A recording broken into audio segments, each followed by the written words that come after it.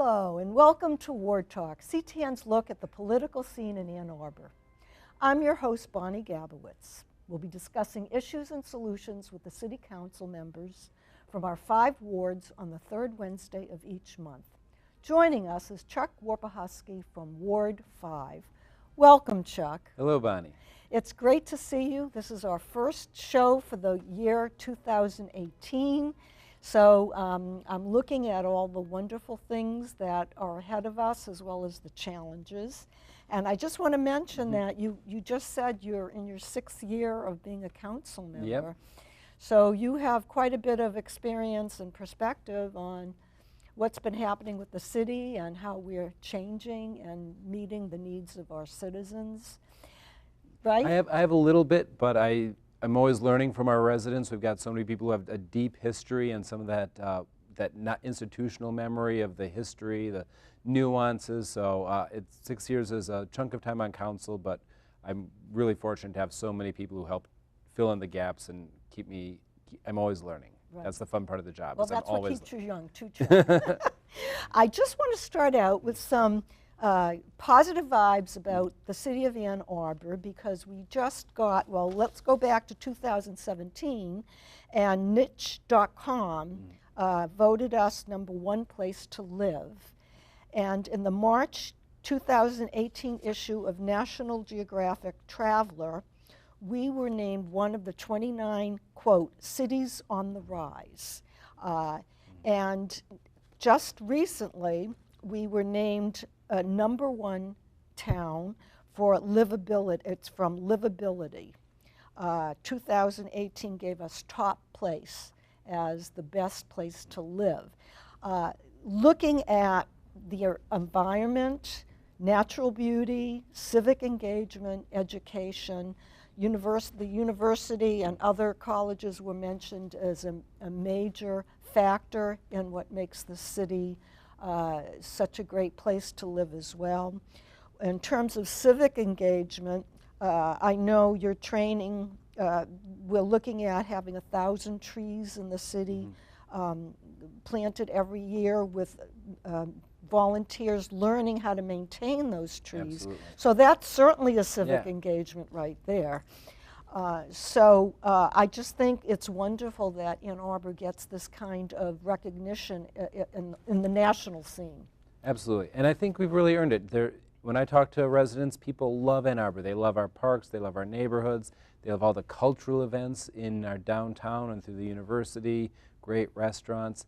And especially it's the great people. It's really the people who make the city the wonderful place it is. You know, those awards are really heartening, and people who live here know how we've earned them. The challenge that they bring, though, it's a good challenge to have, but what that means is there's so many people who are wanting to live in Ann Arbor for all those great amenities. People, once they're here, they want to stay here as long as they can. And I also understand people leave the city and then they come back and want to settle here. So that we have a lot of people also returning to the city. Absolutely. Yeah. And the challenge that brings is it puts tremendous pressure on our housing prices, and really creates a challenge in terms of maintaining an affordable community and an economically inclusive community. So it's a good problem to have. It's the problem of success. I'd much rather that than some of the other problems other cities face. But we really need to keep our eye on the ball. Recently, there was a study that came out that said Washtenaw County is the 8th most economically segregated metropolitan region in the United States. So as great as these awards are, and they are fantastic, that we need to make sure that we are keeping our attention on how do we create the policies and conditions so that everybody is able to enjoy this great quality of life, and it doesn't just become an enclave for the affluent. And do you feel that the council is pretty much, they have their hands on the pulse of the citizens, and that you are aware of and responding to this kind of concern? We're definitely aware of it, and I think everybody on council recognizes the challenge. We have different thoughts about what the best way to address it is. For my part, one of the biggest challenges is the cost of housing in the city. And I think of it in sort of 2 categories. There are people who work either very low paying jobs, or maybe they're on disability or a fixed income, and there's no way that they will be able to be part of our community with market rate housing prices. So for people who are very low income, we're going to need to find a way to subsidize their housing costs. But then there are a lot of people in our community who are working jobs. They're making decent money, but as these housing costs keep climbing and climbing, they're getting priced out.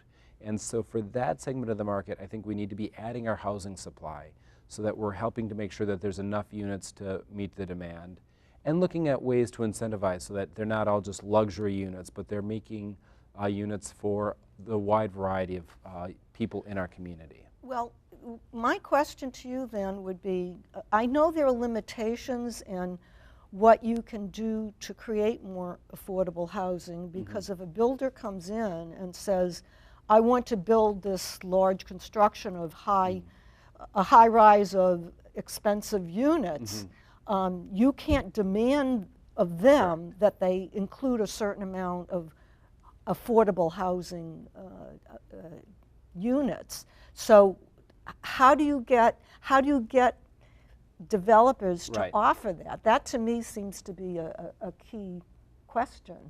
It is a challenge, and one of the ways we've been able to work through that is by not making a requirement, not having a stick that says if you don't put affordable housing in, you can't build.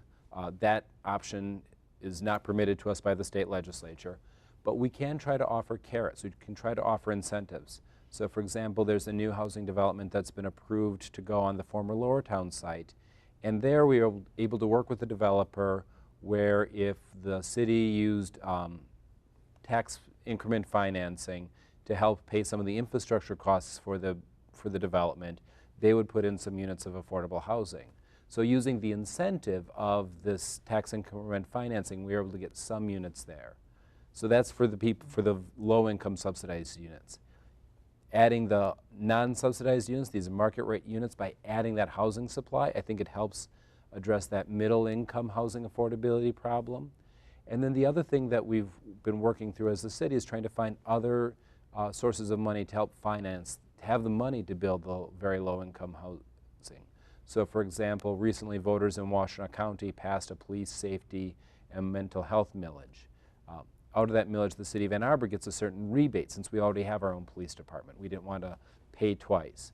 And we've allocated a portion of that rebate to affordable housing. So over the next 8 years, there'll be about $1 million a year that's going into our housing fund to help put in the local share of projects to expand that low-income housing. And at what point does this millage money start coming into the city? It's not for a while, is it? It's not. I'd have to look back at specifically when the millage is levied. But it doesn't start because it's January 2018. Yeah. Right. We've still got some steps to go through before it's in there, and there's been some legal questions that the townships have raised. So we're not going to spend the money until we know that we've got it. But having that source of revenue, if it continues forward over 8 years, will be a part of the way we need to go. So each of these incremental challenges, each of these incremental successes, we celebrate that we're moving forward and making progress, and we also recognize we've got a lot of work to do to make sure that we stay a inclusive and diverse community. Great. And you are from Ward 5. Yes. So let's talk about what's special about Ward 5. There's a lot I love about Ward 5. Ward 5, just in terms of we talked about neighborhood character at the beginning. We've got some fantastic neighborhoods. Everybody knows about the Old West Side. That's a real testament to the value of historic preservation. But we've also got great amenities. I live just a couple blocks away from the skate park, so that's a great recreational resource for the whole county, actually. And back to what our real strength is as a city is our people. I'm proud that Ward 5 is the ward that has the highest voter turnout levels of the city. So we've got really engaged citizens. They're voting, they're doing that citizen pruner, they're adopting parks, they're engaged in their community. And that also makes your job a lot better because you are really connected to the citizens. You hear from them, and there's a real interplay going on in which you're hearing from them and you're trying to do what's right for them. Absolutely. I'm best able to do my job if citizens, residents, anybody in the community is telling me what they need from me and from the city. It makes it a bigger job. It gives me more work, but I'm here to serve. And so I can best do that if I know what people are expecting from me and from the city. Right. And there's, in terms of, I have pedestrian and traffic. There was something going on in Ward 5 with that? Or? Throughout the city, these issues of pedestrian safety and traffic volumes and how do we make sure our transportation system works for everybody, it's a citywide issue, but we've especially been seeing it in Ward 5. Do you have any new roundabouts in your ward? Not new roundabouts in the ward. One of the things we're looking at is trying to improve some of the bikeways and so forth in there. So getting some of that infrastructure in place has been very important. There have been places we've wanted to put roundabouts, but there just hasn't been the space in terms of the public right-of-way to get one in. So that's a citywide issue, but certainly I hear my share of concern about it especially from parents who want the roads and sidewalks to be safe for their kids. Right, and I understand also with the pedestrian issues, the citizens have been very involved in that in terms of giving you information about what's needed to change, especially in the school zones, from what I understand. Absolutely.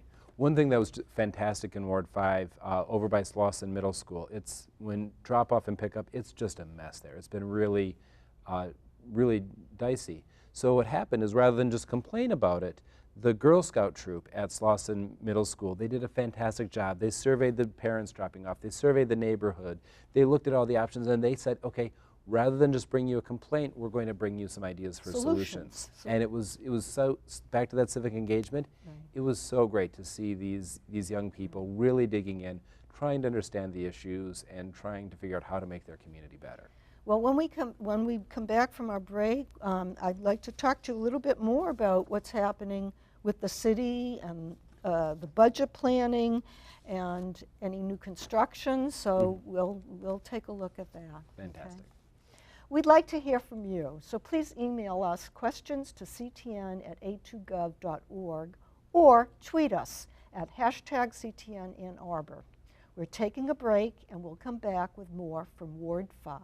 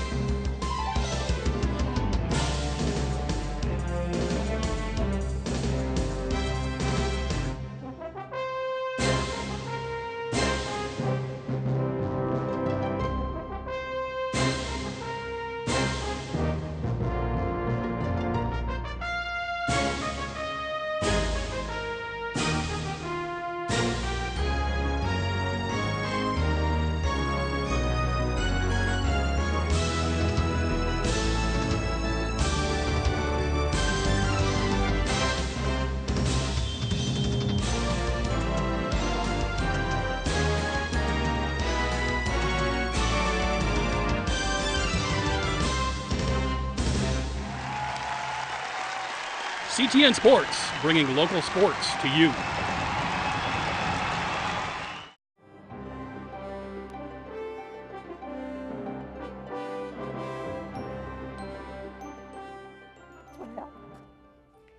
Hi, I'm Bonnie Gabowitz, and this is Ward Talk. I'm talking to Chuck Warpehoski from Ward 5, and we were just talking about Ann Arbor and all of the good things about Ann Arbor as well as the challenges. I know that one of the big projects that the city has been working on is on the police accountability and looking to see how there can be a better relationship with the community and the police, and also how they can do a better job at what they're doing, and how we can feel more comfortable that they're being watched over and supervised. Certainly not coming from a negative angle at all, but just looking to see how can we be better at, being a city with a good police force. So tell us about this new task force that's being. So just as a bit of background, as viewers know, over the last several years there's been a lot of focus on police-community relations across the country. And so our Human Rights Commission put together a report. They recommended that we begin a process to look into some sort of police review process. At their recommendation, the city hired a consultant that looked at police review. They also reviewed how well our departments investigating complaints and a variety of other issues. And this was over a period of time as well. Yep. Yeah. This is Ann Arbor. We take our time. We try to do it right. So the consultants came back and they're recommending what they're calling a co-produced policing committee. I don't love the name, but the idea. Say that again, Co-produced policing committee. And there's been some people who have, in our community, who see the need. I think there's agreement that there's value in having citizens get more involved in our policing decisions. What does our training look like? What are our policies? What are our procedures? How do we build effective relationships between law enforcement and the different parts of the community? So that there's a strong support for that. And well, there's some disagreements over some of the parts. I don't think anybody is disagreeing with that core idea. You talked about not wanting to come from a place of negativity. Right. And I think, as I've been doing my research into this, I've been looking at other models in other industries. How do they deal with learning from past events? And in the medical community, they have something called a morbidity and mortality conference. If there's something goes wrong in a surgery or in a procedure, the doctors review it, but it's not about punishing the doctor, and it's not about litigating against the doctor. It's about having that candid conversation about how can we improve outcomes going forward. And if the threat of punishment or lawsuit is on the table, people are going to clam up. They're not going to have that candid conversation. Likewise, in software development, software developers have been using what are called blameless postmortems, where again, it's not that we're trying to play gotcha. We're not going to fire you or punish you if there was a mistake, but we're going to openly discuss what happened, what were alternatives, and how do we make sure that we have better outcomes going forward. For my part, having a committee that can have that frank conversation with officers to say what happened, what else could have happened, how could we have behaved differently, do we need to change our training, do we need to change our procedures, do we need to change our policies, that's the conversation that's really going to help us to continue to improve our police performance. And we have members in our community who are saying that it needs to be a disciplinary committee. I think once you put discipline on the table, once you put the threat of a lawsuit on the table, the ability to have that candid conversation, it evaporates. And we've got a process for addressing discipline. There's a court process for addressing civil infractions. I think what we need is a process that enables that open and frank conversation where officers feel like they can say, maybe I could have handled it differently. In other words, if a citizen was not happy with something, whatever, there is something in place. There's a protocol in place in which that person is aware of and knows how to start the channels of communication saying, this is what happened, this is how I feel about it, this is what I would have liked to have happened differently, whatever. And from my point of view, what's really important is perception. It's not only what is the city doing to make it better, but what do the citizens think is really happening. Right. So it's that component is so important as the task force does its work. Absolutely. I think what you hit on, Bonnie, in terms of this is how it felt, this is how it could have been better. If we're having a disciplinary conversation, it's a very narrow conversation. It's, was there misconduct? Did the officer break a rule?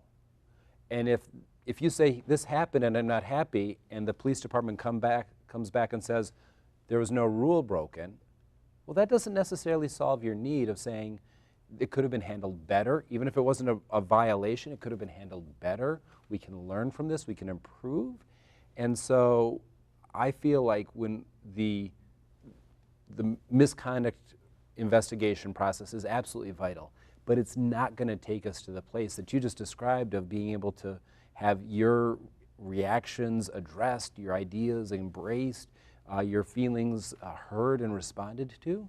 That's a very different kind of conversation than a disciplinary investigation into whether or not there was actual misconduct. Right. And that puts the staff in a defensive position, Right. which doesn't really encourage solving the problem or making changes. Right. And there are times and places where that misconduct conversation is absolutely important. You know, when we had an incident a couple years ago where an officer was behaving absolutely inappropriately during traffic stops, and that is a case where we were very quick to investigate, we were very quick to suspend. The officer quit before we had the chance to fire him because the investigation was still ongoing. But discipline for misconduct is, we need to have that tool, and I feel like we have it to a lot, that's working well. But this other thing of there's a lot of room for improvement that's not about was a rule broken. And I think getting this police committee set up right so that we can have that conversation, so that voices that aren't always listened to from people of color, from low-income people, LGBTQ people, people who are formerly incarcerated, all these voices that are sometimes not heard, making sure that they're heard through this process, that's where we've really got an opportunity to transform police and community relations. So where are we in terms of forming the task force? Right. Are you still forming the task force, or are they actually in action working on it? We are still forming the task force. At the time of taping, we're still accepting nominees for being part of the task force, and information is on the city website. I believe in February is when we will formally nominate and seat that task force to begin the work. About how many people are you looking for? I think the goal is for about 6 people. I'd have to look back on that. And this is the task force not to do the review, but to set up the procedure. There's a lot to work out. How do we make sure that the people on the committee that's finally set up have the access to information they need? But we also respect privacy for people who haven't been convicted of a crime or who are minors, right? So there's a lot of issues to work out. This task force is to set up that structure so that then when the final committee is appointed, it's set up for success. So if someone is interested in getting involved in this, they can go on the Ann Arbor website, and there's a link for... Yes. Yep, or they can contact me directly and I'll help them find the right application process. Great. And this being January, this is the second year of the 2-year time frame of the budget, is that correct? That's correct. So there's not too much to do, you're just fine-tuning what's left? Yep, there are a couple of adjustments. So we do a big budget. You know, last year we did a very deep dive into all areas of the budget, set a 2-year plan. This year there's just some minor adjustments to make as we go into the next budget cycle, and then we'll do a deep dive starting about this time next year. So you can relax a little bit on that. A little bit. There's something new that's come up. I do, with the few minutes we have left for the show, we have a city-county government alliance for racial equality. This is something new I haven't heard of. If you could tell us a little bit about that. Sure thing. So for a while, Commissioner Felicia Brabeck from the county has been encouraging the county to adopt an equity analysis as they're setting their policy. And other elements of the county have been pushing this from their side. When members of City Council heard about that, we said, that sounds great, let's be partners in this. So between the city and the county, we are hiring this nonprofit, the Government Alliance for Racial Equity, to come and work with our officials, our staff, to do some deep training on these issues, and then also develop specific policies and plans to help improve equity. I know we're short on time, but let me just give one quick example. Oh, sure. In Seattle, what they found was that low-income neighborhoods had a higher rate of having their streetlights burnt out. And from a That is weird. well, what it was is it was complaint driven. If you knew how to use the city website and you had access to the technology, you could complain and you could say, hey, my streetlight's burnt out.